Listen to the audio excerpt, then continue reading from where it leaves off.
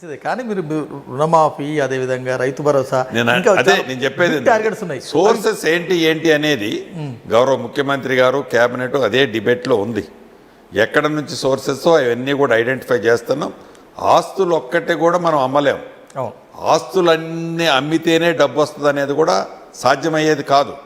Different సోర్సులు పోయిన ప్రభుత్వంలో ఎక్కడైతే దుబారా జరిగిందో అక్కడ విపరీతమైన సేవింగ్ తేవాలన్నది ఈ ప్రభుత్వం యొక్క లక్ష్యం. ఏదైతే ఇరిగేషన్ కాన్సెప్ట్నో ఇంకో కాన్సెప్టో ఒక భూతం చూపించి ఆ అకౌంట్లో ఒక ట్రాన్స్ఫర్ చేసి డబ్బుని ఆ నుంచి విత్డ్రా చేయాలన్నది ఈ ప్రభుత్వం యొక్క ఉద్దేశం కాదు. తక్కువ ఖర్చు పెట్టి రైతన్నలకి వ్యవసాయానికి కావాల్సిన నీరు ఇవ్వాలి అన్నది ఈ ప్రభుత్వం యొక్క లక్ష్యం.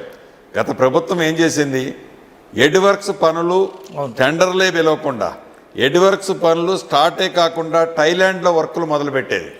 ఈ ప్రభుత్వం అలా చేసే ఉద్దేశం లేదు.